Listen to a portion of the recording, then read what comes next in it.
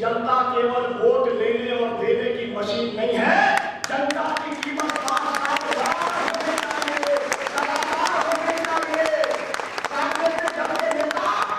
जनता का इस्तेमाल करके उसे 5 साल में एक बार जाते हैं, उसके बाद फेंक देते हैं। ये देश में नहीं चलेगा, ये लोकतंत्र के लिए घातक है। अन्ना जी ने ये बात कही। साथियों, अनशन टूट गया और सब बातें अन्ना जी आपको बताएंगे, लेकिन तब लोगों ने कहा अन्ना जी आपने बहुत बड़ी गलती की। सब राजनीतिक दल एक तरफ हो गए, अन्ना जी और उनके लोग पूरे देश के अंदर एक तरफ हो गए।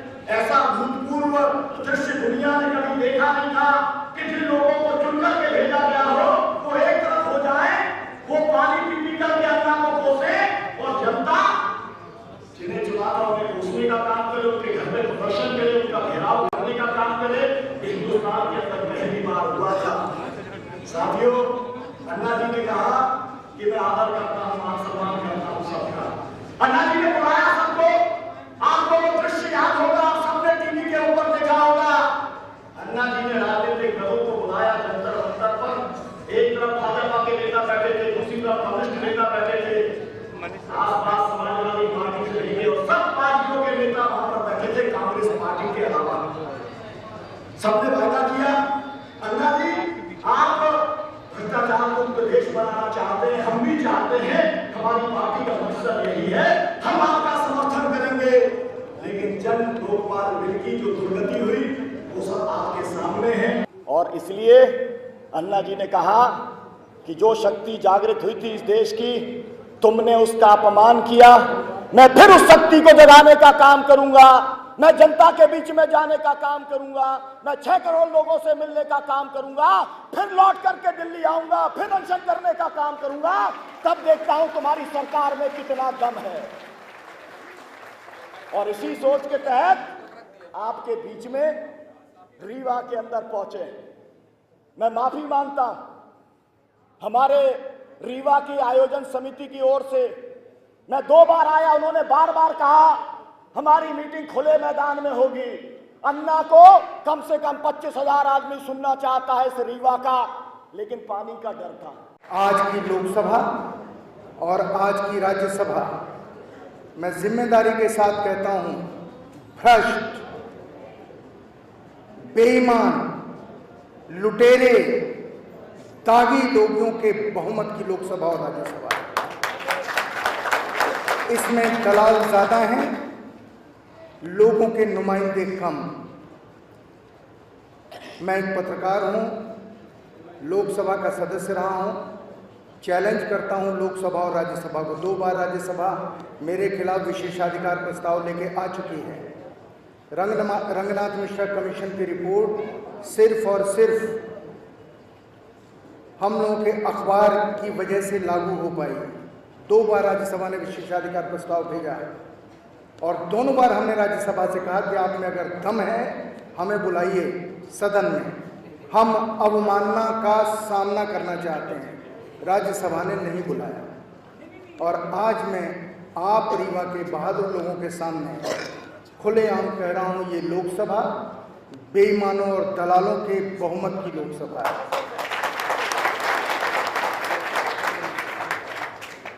ये हालत इसलिए पहुंची क्योंकि आज से 65 साल पहले हमारे साथ एक बड़ा धोखा हो गया।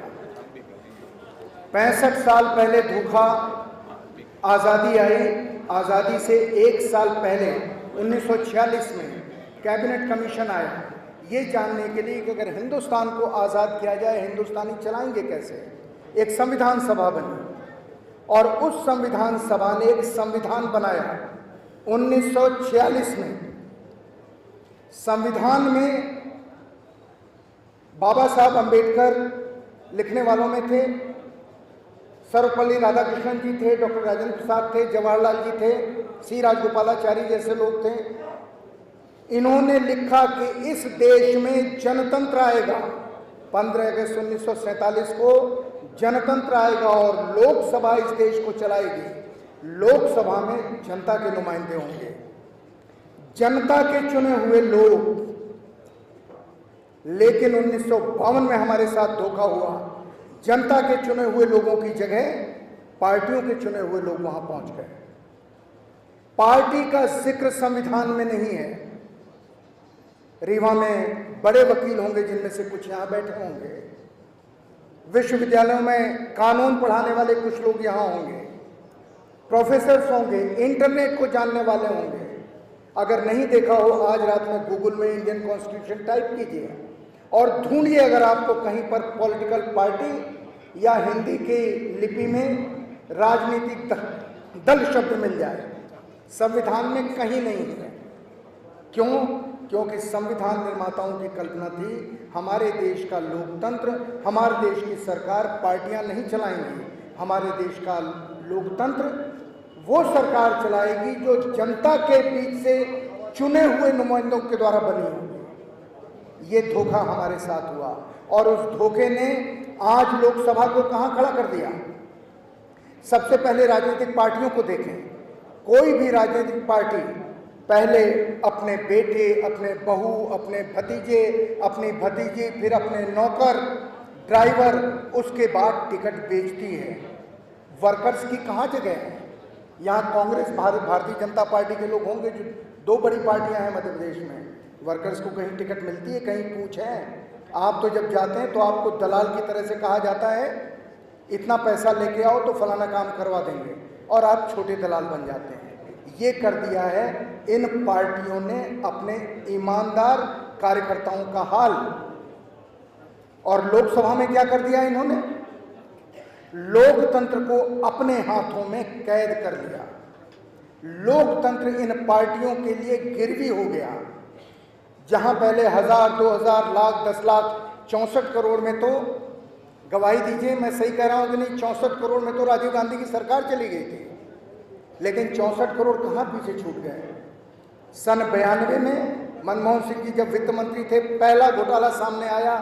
5000 करोड़ बैंकों का पैसा फॉरेन बैंक्स ने साइफन किया, और 5000 करोड़ के बाद 10,000 करोड़, 20,000 करोड़, 50,000 करोड़, 1 लाख करोड़, 1,76,000 करोड़, और अब 26 लाख करोड़ घोटाले हो रहे हैं। ये घोटाला कार्यकर्ताओं की जेब में नहीं जा रहा है, ये घोटाला पार्टियों की जेब में जा रहा है, क्योंकि पार्टियां माफिया बन गई हैं। पिछली मीटिंग में मैंने आग्रह किया था, यहाँ की मीटिंग उससे ज़्यादा प्रबुद्ध लोगों की है।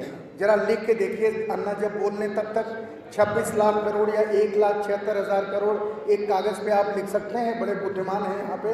कैलकुलेटर आपका फेल हो जाएगा, कंप्यूटर फेल हो जाएगा। लिख के देखिए, उतना पैसा ये आपका और हमारा लूट करके ले गए, डाका डाल दिया। ये आंकड़े 26 लाख करोड़ हमारे नहीं हैं, ये कोयले घोटाले के आंकड़े सीएजी के दिए हुए हैं।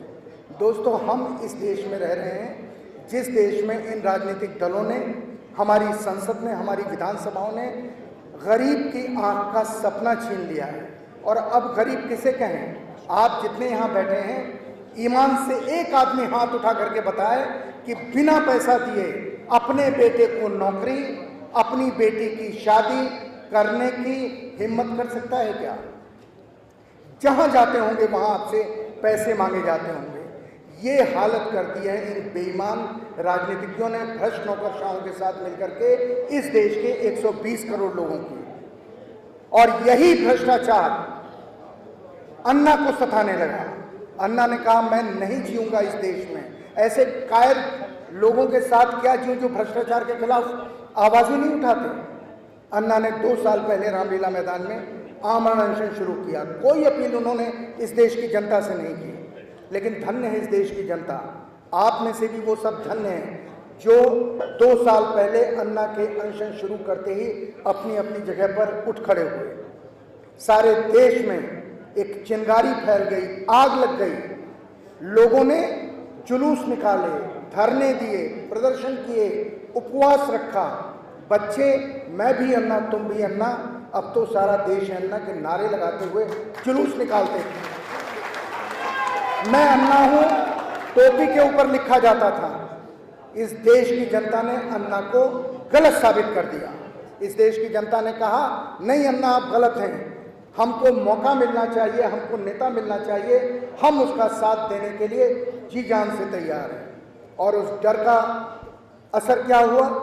सरकार को लगा कि अगर अन्ना को कुछ भी हो गया तो इस देश के लोग राजनीतिक दलों के नेताओं को दौड़ा दौड़ा करके मारेंगे, अफसरों और सरकारी अधिकारियों को और मंत्रियों को कहीं निकलने नहीं देंगे। उस डर से इन्होंने एक षड्यंत्र किया, कॉन्स्पिरेसी की। लोकसभा की बैठक हुई, आधी रात लोकसभा ने एक प्रस्ताव पास किया कि हम जन लोकपाल लेके आएंगे।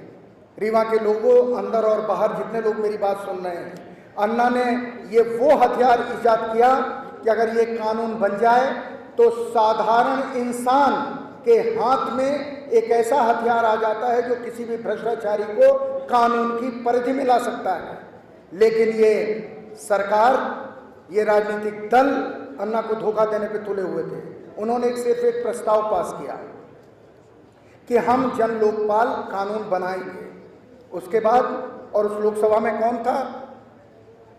बहुत बड़ा नाम, सरदार पटेल का अवतार माने जाने वाले लाल कृष्ण आडवाणी, सबसे ईमानदार, इस देश को बर्बाद करने में सबसे बड़ा रोल प्ले करने वाले सरदार मनमोहन सिंह, सोनिया गांधी, सुषमा स्वराज, मुलायम सिंह यादव, लालू यादव, शरद यादव, मायावती जी, कौन नहीं था उस लोकसभा में? इन सब ने इस देश के 120 करोड़ लोगों को धोखा दिया। 2 साल हो गए, ये तीसरा साल शुरू हो रहा है। इन लोगों ने जन लोकपाल को लाने के लिए एक बयान तक नहीं दिया। एक बयान किसी ने नहीं दिया कि हमने सर्वसम्मत प्रस्ताव पास किया था, सरकार उसके ऊपर कुछ कोशिश तो करे। सब मिले हुए थे। इसीलिए मैं कहता हूं, ये धोखेबाजों की लोकसभा है, ये धोखेबाज पार्टियां हैं। इन लोगों ने हिंदुस्तान के गरीब लोगों का, हिंदुस्तान के मध्यम वर्ग का, हिंदुस्तान में रहने वाले हर उस शख्स का जो यहाँ सांस ले रहा है, उसकी किस्मत के ऊपर ताला लगा दिया है, उसे बदरंग कर दिया है, उसकी आंखों के सपने छीन लिए हैं, उसके घर की रोटी छीन ली है। महंगाई इतनी दूर तक बढ़ जाती है। एक मंत्री है, अन्ना जी के प्रदेश का है, वो जब बोलता है तब महंगाई बढ़ जाती है। उसका नाम है शरद पवार। जब बोलता है तब महंगाई बढ़ जाती है। चीनी पे बोलेगा चीनी महंगी, दूध पे बोलेगा दूध महंगा, सब्जी पे बोलेगा सब्जी महंगी, दाल पे बोलेगा दाल महंगी। पता नहीं कितने लाख करोड़ ये लोग ईश्वर के यहाँ या अल्लाह के यहाँ लेके जाएंगे जो ये सटोरियों से लेते हैं और हमारी और आपकी जिंदगी तबाह करते हैं। दोस्तों, अन्ना दूसरी लड़ाई की घोषणा कर रहे हैं, आगाज कर रहे हैं। आपको संघर्ष का निमंत्रण देने आए हैं। ये खुशी का निमंत्रण नहीं है, ये संघर्ष का निमंत्रण है। मैंने एक पत्रकार के नाते ये देखा और इसीलिए मैंने पत्रकारिता के साथ साथ अन्ना के साथ कदम से कदम मिलाने का फैसला किया। आज वक्त है, और नाटककार हो, लेखक हो, साहित्यकार हो, कवि हो, वकील हो, डॉक्टर हो, पत्रकार हो, कोई भी किसी भी पेशे में हो, अगर आज उसने अन्ना के साथ कदम नहीं बढ़ाया और अन्ना के समर्थन में हाथ नहीं उठाया तो इससे बड़ा पाप कोई हो नहीं सकता। हिंदुस्तान की किस्मत में इससे बड़े कुपुत्र की कल्पना नहीं की जा सकती। इसलिए आज मौका है। 120 करोड़ लोगों में एक शख्स हमारे पास है। कुछ लोग इन्हें गांधी कहते हैं, कुछ लोग इन्हें जयप्रकाश कहते हैं, इन्हें चाहे जो कहो, लेकिन ये कम से कम हमारे बीच में है जिनके बोलने से लोगों में भरोसा पैदा होता है, खड़े होने की हिम्मत आती है। इसलिए दोस्तों, मैं इनके साथ हूँ। मैं बहुत छोटा हूँ। राम जब पुल बनाने लगे थे लंका का, तो एक गिलहरी भी मिट्टी में लौट के अपनी कुछ कण वहाँ छोड़ आती थी कि शायद इससे राम को फायदा हो। मेरा रोल वो है, लेकिन हम सब गिलहरियाँ हैं, एक साथ मिल जाएं तो अन्ना को आवाज़ देने की ज़रूरत न पड़े, अनशन करने की ज़रूरत न पड़े, और ये सरकारें और ये राजनीतिक पार्टियां अपने अपने किए हुए दुष्कर्मों का पाप भोगने के लिए इनके सामने कोई चारा नहीं रहे। इन्हें दंड मिलना चाहिए। इस देश के खिलाफ अपराध करने का इन्हें दंड मिलना चाहिए। अन्ना के साथ मैं 5 प्रदेशों की यात्रा पे गया और अभी हम लोग गए थे उत्तराखंड। सड़कें, टूटी हुई सड़कें, टूटे हुए पुल और करोड़ों रुपए उनके मेंटेनेंस के नाम पर खाए जा रहे थे। उस उत्तराखंड में जितनी बड़ी तबाही हुई है, उस तबाही के लिए वहाँ के मुख्यमंत्री के ऊपर, वहाँ की सरकार के ऊपर, वहाँ के विधानसभा के और सारे सदस्यों के ऊपर हत्या का मुकदमा चलना चाहिए। इन लोगों ने इस देश के लोगों की जान ली है। अन्ना ने प्रधानमंत्री को खत लिखा, उत्तराखंड की आपदा को राष्ट्रीय आपदा घोषित करो। राष्ट्रीय आपदा घोषित करने से जान नहीं वापस आती, लेकिन सारी सरकारें गंभीरता से काम पे लगती। मैं आपको बताता हूं अपने संवाददाताओं की रिपोर्ट, सरकार वहां पर और सरकार के अधिकारी हेलीकॉप्टर से घूम रहे थे, मजे ले रहे थे, सामान सड़ रहा था जो यहां से गया था। और अभी एक किस्सा आपको बताऊं, मैं लखनऊ गया था, एक मेरे दोस्त के घर में काम करने वाली नौकरानी, उसने कहा कि हमने भी उत्तराखंड के लिए कुछ दिया है। तो पूछा कहाँ दिया है? हमने एक संस्था को दे दिया। मैंने पूछा कि प्रधानमंत्री कोष में क्यों नहीं दिया? ये शपथ पूर्वक कह रहा हूँ सत्य घटना, मैं अपने संपादकीय में लिख रहा हूँ इस हफ्ते। उसने कहा लोग कहते हैं कि वहाँ प्रधानमंत्री कोष में देंगे तो प्रधानमंत्री पैसा खा जाएगा, इसलिए हम वहाँ नहीं दे रहे हैं, किसी को भी दे रहे हैं। आप सोचिए, जहाँ राजनेताओं की ऐसी साख हो गई हो, जिस प्रदेश का मुख्यमंत्री जहाँ हजारों मरे हों और बेशर्मी से कहता हो कि कितने मरे इसकी संख्या का आप कभी पता नहीं चलेगा, उसको मुख्यमंत्री रहने की इजाजत दी जानी चाहिए। लेकिन सिर्फ ये कांग्रेस है, ये भारतीय जनता पार्टी है जो अपने अपने लोगों को, गुनहगार लोगों को बचाती है। इसीलिए इस देश को इन पार्टियों के चंगुल से आज़ाद करने की जरूरत है।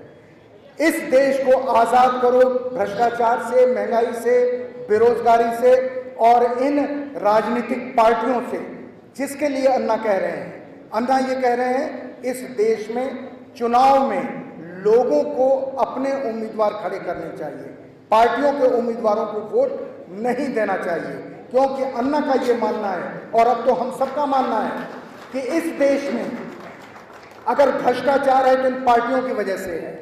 ये 1,76,000 करोड़ और 26 लाख करोड़ जो आप में से शायद कोई लिखने की कोशिश कर रहा हो, ये सिर्फ पार्टियों की वजह से आया है, माफियाओं की वजह से आया है। ये हत्यारे हो गए हैं, हमारी आपके किस्मत के लुटेरे हो गए हैं। दोस्तों, मैं फिर आपसे माफ़ी मांगता हूँ।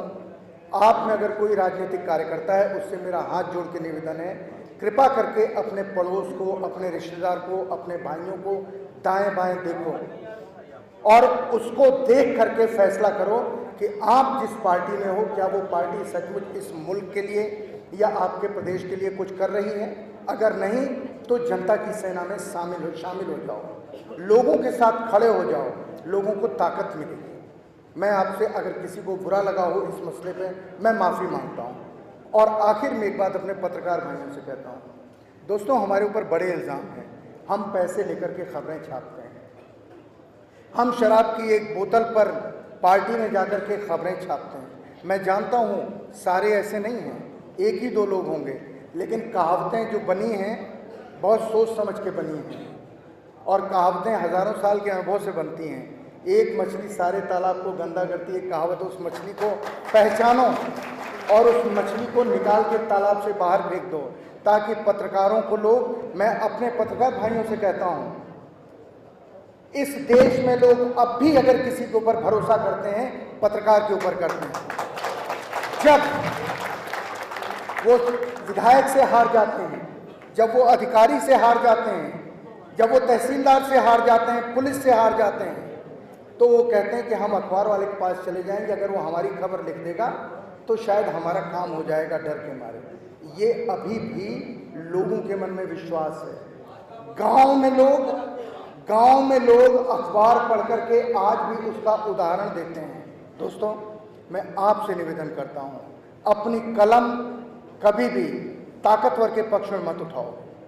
अपनी कलम गरीब, शोषित, पीड़ित के पक्ष में उठाओ, देखो कितना सुख मिलेगा। और जो दुआएं मिलेंगी, जो आशीष मिलेगी, वो रुपयों से नहीं तौली जा सकती। मैं आप सबसे इजाज़त लेता हूं और इस आशा के साथ, हाँ आखिरी बात कह दूं, अन्ना को सिपाहियों की ज़रूरत है। अन्ना हजारे जी को इन सब कामों के लिए, अन्ना की बातों को फैलाने के लिए सिपाहियों की ज़रूरत है।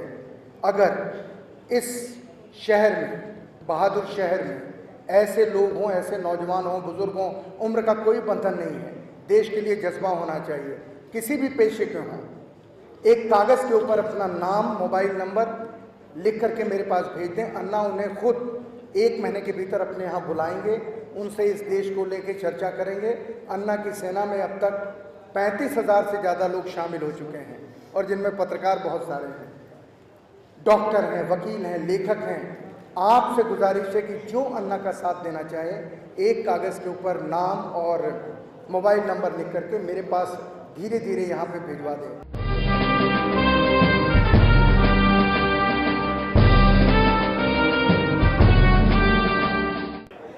पहले से हमें इस बात को तय किया था, अरे लोग हार्ट अटैक आकर मरते हैं, ऐसे हार्ट अटैक आकर मृत्यु आने के बजाय समाज के भलाई के लिए और देश के भलाई के लिए मृत्यु आ गया तो ये हमारा सौभाग्य है कि देश के भलाई के लिए मृत्यु आ गया। एक व्रत लिया जीवन में, 26 साल की उम्र में, यंग था मैं, युवक था, और उस टाइम पर यह व्रत लिया कि करूँगा वो देश के और समाज की सेवा करूँगा।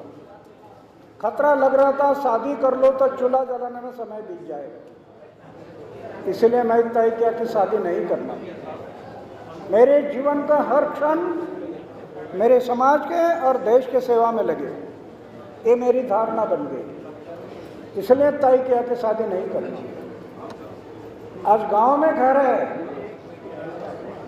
घर है, 40 साल हो गए घर में जाकर, फिर से घर में कभी गया नहीं। 3 भाई हैं, वो भाई के बच्चों का नाम क्या है मुझे पता नहीं अभी तक। करोड़ रुपए की योजना अपनाई, करोड़ रुपए की, कहीं बैंक बैलेंस नहीं रखा। राष्ट्रपति ने पद्मश्री, पद्म भूषण, अमेरिका, दक्षिण कोरिया, कहाँ अवार्ड मिल गए, लेकिन 55 लाख रुपए के मुझे कैश अवार्ड मिल गए, उसका भी मैं ट्रस्ट कर दिया। उससे ब्याज आता है, 35-40 गरीब बच्चों की शादी कर देता हूँ, कहीं बैलेंस नहीं रखता। मंदिर के 8 फीट बाय 10 फीट के कमरे में रहता हूँ, सोने का एक बिस्तर है, खाने का एक प्लेट है, बस कुछ रखा नहीं। लेकिन 6 कैबिनेट मंत्री को घर भेज दिया, करप्टेड लोग, 6 मंत्री चले गए घर। 400 से ज़्यादा ऑफिसर घर चले गए, करप्टेड लोग, 400 से ज़्यादा ऑफिसर घर चले गए। लेकिन ऑफिसर घर जाकर, मंत्री घर जाकर एक काम नहीं बनेगा। जब तक सिस्टम नहीं बदलती तब तक भ्रष्टाचार को रोक नहीं लग सकता। इसलिए सिस्टम बदलने का काम मैंने हाथ में लिया। राइट इन्फॉर्मेशन, सूचना का अधिकार, 10 साल तक लड़ा, 10 साल कि जनता 26 जनवरी 1950 में जनता मालिक हो गई। सरकारी तिजोरी का पैसा जनता का है, वो पैसे का प्लानिंग करने के लिए जनता ने अपने सेवक भेजे हैं, एमएलए और एमपी, ये जनता के सेवक। आज जो हमारे ऑफिसर है, कलेक्टर है, कमिश्नर है, डीएसपी है, ये गवर्नमेंट सर्वेंट, जनता के सेवक, सभी ऑफिसर जनता के सेवक है। हम जिनको चुनकर भेजा वो भी जनता के सेवक है। मालिक कौन है? जनता। चित्र क्या है आज? मालिक को बनाया सेवक और सेवक बन गए मालिक। ये चित्र हमें बदलना है देश में। जो मालिक है वो मालिक रहना चाहिए, सेवक है वो सेवक रहना चाहिए। इसलिए मैं ये लड़ाई शुरू किया, राइट टू इन्फॉर्मेशन। जब जनता मालिक है, पैसा उनका है, तो मेरे पैसे का आप क्या क्या खर्चा कर रहे हैं, कहाँ कहाँ खर्चा कर रहे हैं, ये जानकारी जनता को मिलना जरूरी है। क्यों? ये मालिक है, मालिक को हिसाब मिलना चाहिए। 10 साल मैं लड़ा और आखिर में मुंबई के आज़ाद मैदान में बैठ गया, करेंगे या मरेंगे। 12 दिन का अनशन हुआ, Azad Maidan Mumbai, right to information, RTI. और 12 दिन के बाद राष्ट्रपति ने इस कानून पर साइन किया और ये कानून महाराष्ट्र में पहले 2002 में लागू हो गया। 2002 पहले महाराष्ट्र में बना, फिर उसका अनुकरण भारत सरकार ने किया 2005 और पूरे देश में लागू हो गया। आज उसका क्या असर हो रहा आप जानते हैं? एक सामान्य नागरिक 10 रुपये का एक फॉर्म भरकर देता है किसी ऑफिसर को तो हिल जाता है, हिल जाता है। इतना नहीं, आदर्श सोसाइटी घोटाला कैसे बाहर आ गया? आरटीआई। 2G स्पेस घोटाला आरटीआई, खेल घोटाला आरटीआई, करोड़ों रुपए के घोटाले ये आरटीआई के कारण बाहर आ गए। तो सिस्टम को बदलना, व्यवस्था को बदलना, एक व्यवस्था बदलने का काम किया। आज कहीं करोड़ों रुपए के भ्रष्टाचार को ब्रेक लग गया। इसलिए हमने सोचा जन लोकपाल देश में लाना जरूरी है। 60-65% करप्शन को हम रोक सकेंगे। इसलिए हम लोग ड्राफ्ट बनाया और ड्राफ्ट बनाकर सरकार को दिया, जन लोकपाल लाए। लेकिन आपने सुना है वो कपिल सिब्बल का नाम कभी सुना है? कपिल सिब्बल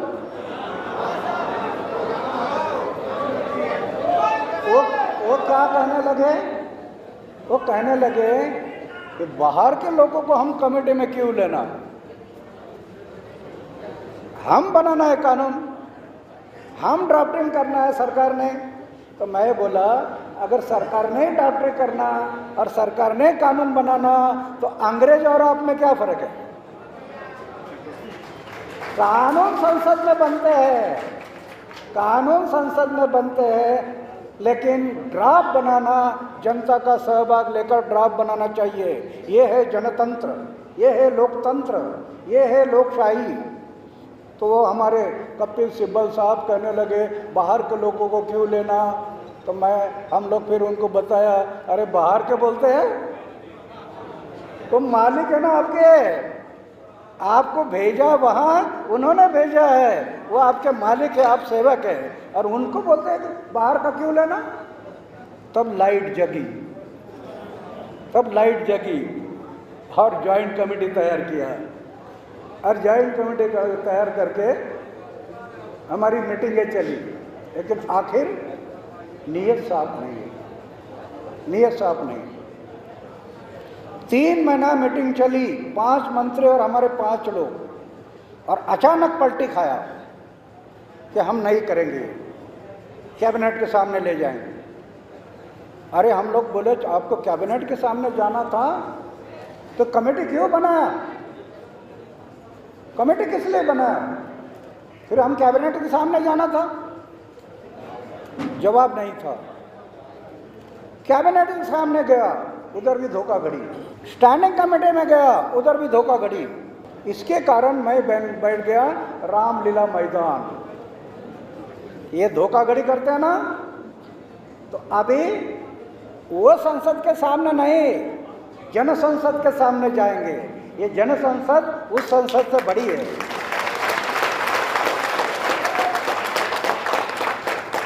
जन संसद ने उन संसदों को बनाया है। दिल्ली की संसद और राज्य की संसद किसने बनाया? जन संसद। तो हमने सोचा जन संसद के सामने जाएंगे और रामलीला मैदान में बैठ गए और पूरे देश की जनता, जन संसद खड़ी हो गई। गांव-गांव के लोग, आपके यहाँ भी उस टाइम पर आप लोगों ने आंदोलन किया था, इसलिए मैं आप सबके लिए धन्यवाद करता हूँ। लेकिन जन संसद खड़ी हो गई देश में, करोड़ों लोग, और फिर सरकार को झुकना पड़ा, सरकार को झुकना पड़ा। फिर सरकार ने क्या किया, एक मंत्री को भेजा कि हम जन लोकपाल लाने के लिए तैयार हैं, जल्दी से जल्दी लाएंगे। मैं बोला ऐसा नहीं, पहले संसद में बिल लाओ, संसद चालू है, 3 मुद्दों को लाओ, 3 मुद्दे, बाकी हम बात करते रहेंगे। एक, क्लास 1, 2, 3, 4 ऑफिसर लोकपाल के दायरे में लाओ, क्योंकि गरीब लोगों का काम नहीं होता। किसी दफ्तर में जाओ, पैसे दिए बिना काम ही नहीं करते। पैसा नहीं दिया तो कल आओ, परसों आओ, नरसों आओ, चक्कर काटने के लिए बताते हैं। इसलिए हमारा कहना था क्लास 1, 2, 3, 4 ऑफिसर, इस पर सरकार का नियंत्रण है, उसको निकालो और लोकपाल का नियंत्रण रखो। ये जो क्लास 1, 2, 3, 4 ऑफिसर है ना, इनका और सरकार की साठगांठ है। साठगांठ होने के कारण जनता का काम होता नहीं। तो इसके कारण हमारा कहना था कि उसको लाओ। दूसरा, हर राज्यों में लोक आयुक्त लाओ, सशक्त लोक आयुक्त। अगर हर राज्यों में लोक आयुक्त आ गया तो 65% करप्शन को ब्रेक लगेगा। मुझे दुख हो रहा है कि मध्य प्रदेश में भी लोक आयुक्त नहीं बना, सशक्त लोक आयुक्त, इसका मुझे दुख हो रहा है। और अभी जैसे पंजाब, हरियाणा, राजस्थान, उत्तराखंड, उत्तर प्रदेश में मैं घूमा। आज शुरुआत हो गई मध्य प्रदेश में। मध्य प्रदेश में पहला दिन है आज। 23 जिला में, अभी 23 जिला में मुझे घूमना है मध्य प्रदेश में। 23 जिला में मध्य प्रदेश में घूमना है। लेकिन पहले ही दिन मेरे सब नट बोल्ट लूज हो गए। खड्डे में रास्ता है, रास्ते में खड्डे, समझ में नहीं आ रहा। कितने बड़े बड़े खड्डे, गाड़ी पूरी। अभी मेरा 75 साल बीत गया, अभी 76 साल लग गया। तो मुझे संदेह निर्माण हो गया कि 23 जिला में मैं जा पाऊंगा, नहीं जाऊंगा। लेकिन मैंने ये तय किया, शरीर में प्राण है तब तक मैं लड़ते रहूंगा। शरीर में प्राण है तब तक लड़ते रहूंगा। कितने में गड्ढे में जाना पड़े जाऊंगा, समाज के लिए, देश के लिए जाऊंगा। तो मेरे कहने का मतलब है कि इन्होंने सब धोखाधड़ी करते करते फिर वहाँ पर भेजा मंत्री को, और मंत्री ने कहा तो मैं बोला 3 पॉइंट लाओ, संसद में लाओ। और रात को संसद बैठी 1 बजे, पूरी संसद 1 बजे, और 1 बजे रेजोल्यूशन पास हो गया कि हम आपके 3 मुद्दे, एक तो हर राज्य में लोकायुक्त, ABCD लोकपाल के दायरे में, और जनता की सनद। हर दफ्तर में बोर्ड लगाओ, जनता का काम ये दफ्तर कितना दिन में करता है। अगर उतना दिन में नहीं किया, उस अफसर को फाइन करो, जनता की सनद लाओ। ये तीनों भी रेजोल्यूशन पास हो गया। दूसरे दिन पंत प्रधान जी ने मुझे लेटर भेजा, मुख्यमंत्री को भेजकर, मंत्री भेजा और कहा कि हम रेजोल्यूशन पास किया है, अभी आप अनशन छोड़िए। मैं विश्वास किया, क्यों? जनता की भलाई के लिए मैं सोच रहा था। अन्ना हजारे क्या बाल बच्चे रोते, मैं तो कर रहा हूँ जनता की भलाई के लिए कर रहा हूँ, देश के भलाई के लिए कर रहा हूँ। तो मुझे लेटर देगा, मैं विश्वास किया और मेरा अनशन छोड़ा। और आज देखिए 2 साल हो गए, 2 साल रेजोल्यूशन पास होकर, पंत प्रधान ने लिखित पत्र देकर 2 साल हो गए, अभी भी हमारे 3 मुद्दे नहीं हुए। इसलिए मैं तय किया कि उस टाइम पर इलेक्शन नहीं था, इसलिए उनको डर नहीं था, इसके कारण उन्होंने केयर नहीं किया। अभी इलेक्शन नज़दीक आ गया, अभी इलेक्शन नज़दीक आ गया है। मैंने तय किया अभी पूरे देश में घूमूंगा। 120 करोड़ जनता जाग जाएगी, नहीं जाग जाएगी मुझे पता नहीं, लेकिन 6 करोड़ लोगों को मैं संगठित करूंगा, 6 करोड़ देश के। और 6 करोड़ लोग अगर संगठित हो गए तो सरकार का नाक दबाने से मुंह खुल जाएगा। वो काम करना है, वो काम करना है। अभी जल्दी ही मैं निर्णय ले रहा, अक्टूबर, नवंबर, दिसंबर या जनवरी के लगभग फिर से मैं होगा रामलीला मैदान फिर से, और आप लोग होंगे तिरंगा लेकर। भारत माता की जय, वंदे मातरम, इंकलाब जिंदाबाद। फिर से इस देश में वो आंदोलन खड़ा हो गया तो सरकार को लोकपाल लाना पड़ेगा, नहीं तो जाना पड़ेगा। दोनों में एक हो, दोनों में एक हो। लेकिन जाना पड़ेगा, वो ये गए, दूसरे आने वाले कौन है? दूसरे आने वाले कौन है? अरे हम लोग 66 साल में सिर्फ सत्ता परिवर्तन की बात किया, व्यवस्था परिवर्तन की बात नहीं किया। सत्ता परिवर्तन करते रहे 5-5 साल में। ये सत्ता रही, फिर दूसरी आ गई, दूसरी गई, तीसरी आ गई, तीसरी गई, चौथी आ गई। सत्ता परिवर्तन, क्या फर्क आ गया? एक ने भ्रष्टाचार में ग्रेजुएशन किया और दूसरे ने डॉक्टरेट पाई। सत्ता बदल कर क्या हो? सत्ता बदलकर ये प्रश्न नहीं छूटेगा। व्यवस्था परिवर्तन, व्यवस्था को हमें बदलना है। इसलिए मैं सरकार के पीछे पड़ा।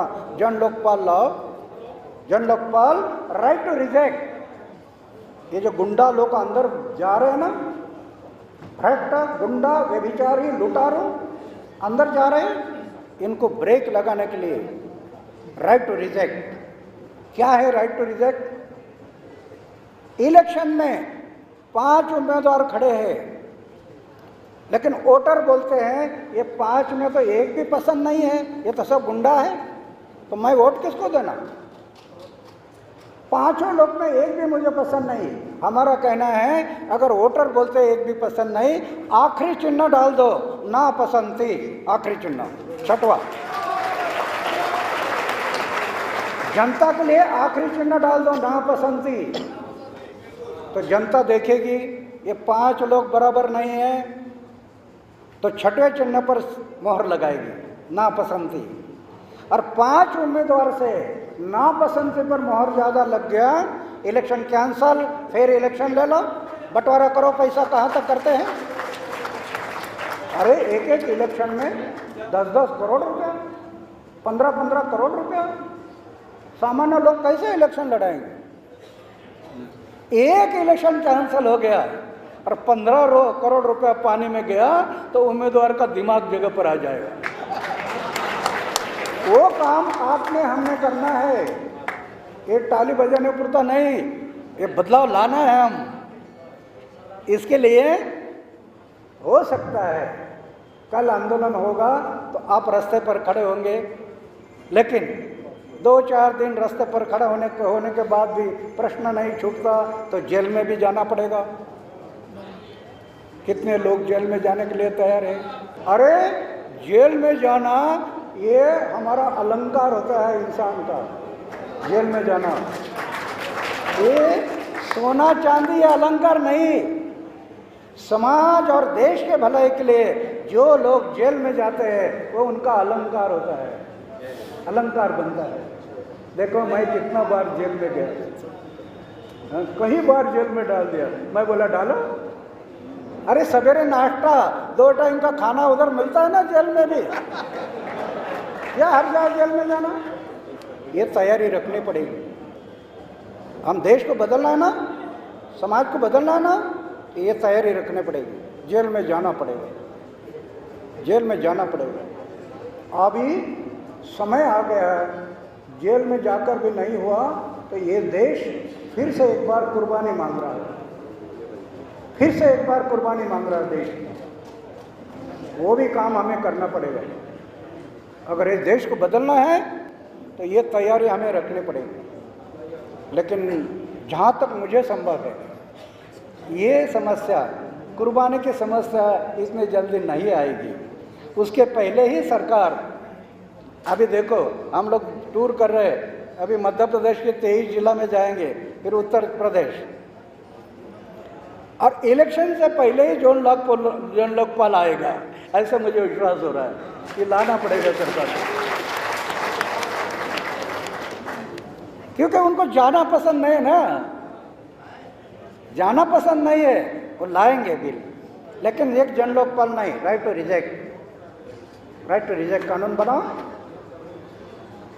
राइट टू रिकॉल, ग्राम सभा को पावर दे दो।